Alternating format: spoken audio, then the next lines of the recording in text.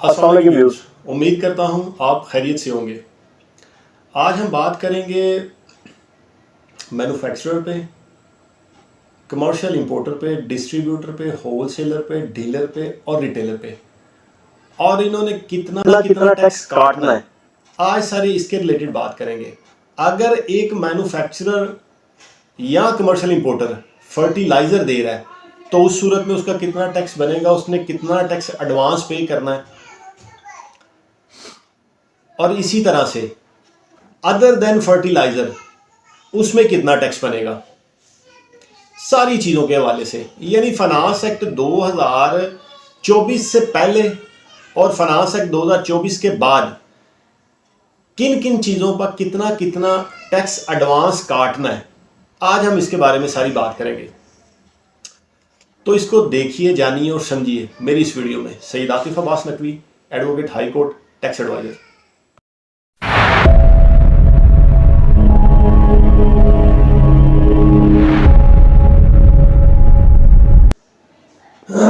सबसे पहले नंबर पे बात करते हैं फर्टिलाइज़र की।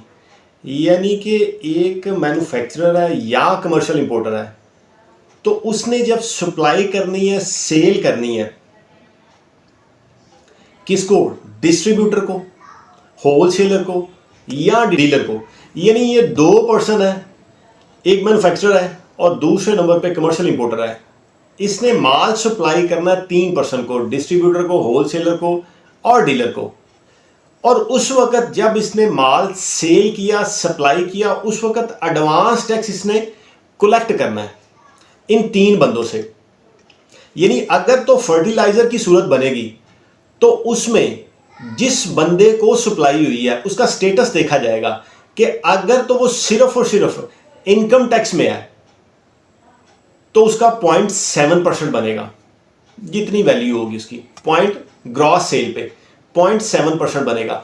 अगर वही पर्सन जो है वो सेल्स टैक्स और इनकम टैक्स में रजिस्टर्ड है और एटीएल में है, यानी एक्टिव टैक्स पेयर लिस्ट में है, तो उस सूरत में वही टैक्स जो कलेक्शन वाला है, जो कलेक्ट करना है, इसने साथ लेना है और एफपीआर को जमा करवाना है, वो 0.25 रह जाएगा।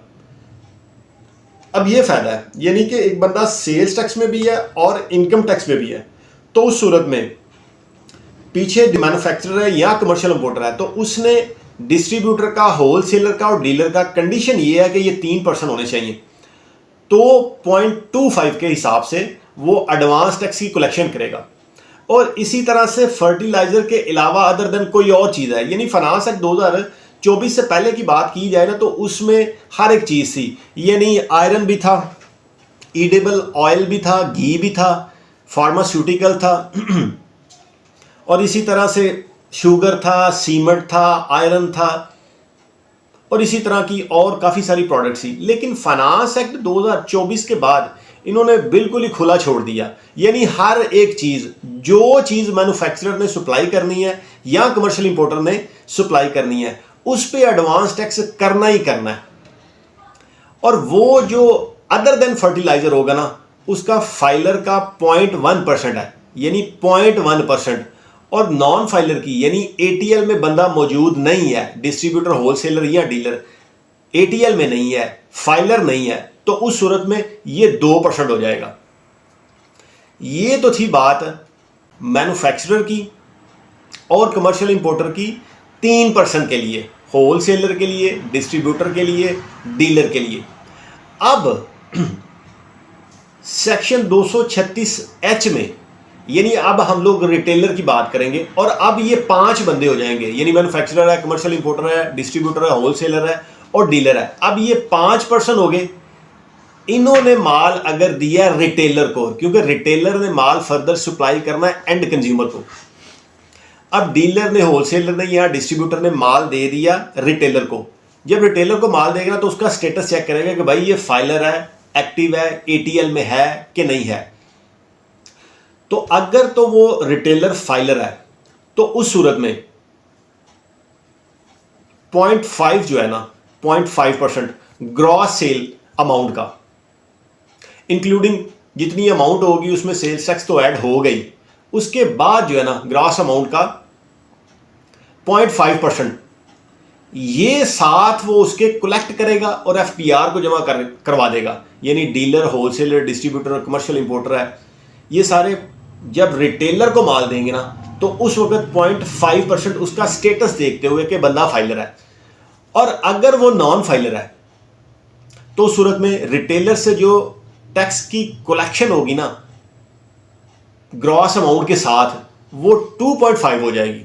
यानी अब इनको बेनिफिट कैसे हो सकता है, इनको फायदा कैसे हो सकता है, डिस्ट्रीब्यूटर को, होलसेलर को, डीलर को, रिटेलर को, ये बेनिफिट कैसे हो सकता है? वो बेनिफिट सिर्फ और सिर्फ इस वजह से है कि अगर वो नॉन एक्टिव है, इनएक्टिव है, नॉन फाइलर है, तो वो अपना रिटर्न फाइल कर दें। जब अपना रिटर्न फाइल करेंगे ना, तो नॉर्मल उनकी जो पोजीशन बनेगी वो 0.1 पे आ जाएगा और 0.5 पे आ जाएगा। यानी इसका सिर्फ और सिर्फ फायदा इसी सूरत में होगा। अदरवाइज ये तो रिटेलर को भी लॉस है कि उसके ज्यादा पैसे रिकवर किए जाएंगे, या होलसेलर, डिस्ट्रीब्यूटर, डीलर के लिए भी नुकसान है कि उसके ज्यादा पैसे काटे जाएंगे, यानी कि उससे ज्यादा कलेक्शन टैक्स की जाएगी। और जो आपने सप्लाई करनी है, यानी कल को आपको एफपीआर ये नोटिस भी डाल सकती है कि भाई आपने इतनी सप्लाई की है, आप डिस्ट्रीब्यूटर हो और आपने रिटेलर को माल दिया है, आपने उससे इतने पैसे की रिकवरी करनी थी, कलेक्शन करनी थी, आपने नहीं की, लिहाजा आप ये अपने पास से पैसे जमा करवाएं। तो इस टैक्स से बचने के लिए ये एक बेनिफिट है। आप इनकम टैक्स में और सेल्स टैक्स में रजिस्टर्ड हो, रजिस्टर्ड होने से आपको ये सारे बेनिफिट मिलेंगे। यानी जो आपका टैक्स 2% होगा वो आपका 0.1 पे आ जाएगा, जो 2.5 होगा वो आपका 0.5 पे आ जाएगा, और इसी तरह से फर्टिलाइजर में अगर आपका 0.7 है तो वो 0.25 पे आ जाएगा।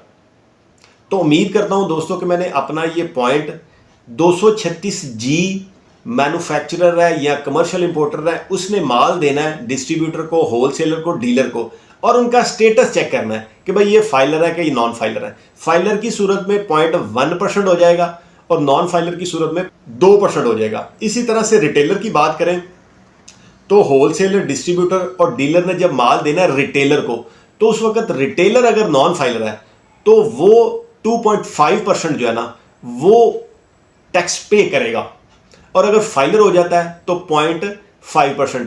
ये एक बड़ा बेनिफिट है फाइलर के लिए। अपनी रिटर्न फाइल करें और इससे अपना बेनिफिट जो है ना वो हासिल करें। तो उम्मीद करता हूं दोस्तों कि मैंने अपनी शॉर्ट सी वीडियो में आपको ये बता दिया कि ये 236G और 236H के फ़वाइद क्या हैं और इसके नुकसानात क्या हैं। तो अल्लाह करीम मौला हुसैन के सदके आपके लिए और मेरे लिए सानिया पैदा करें। जज़ाकल्लाह।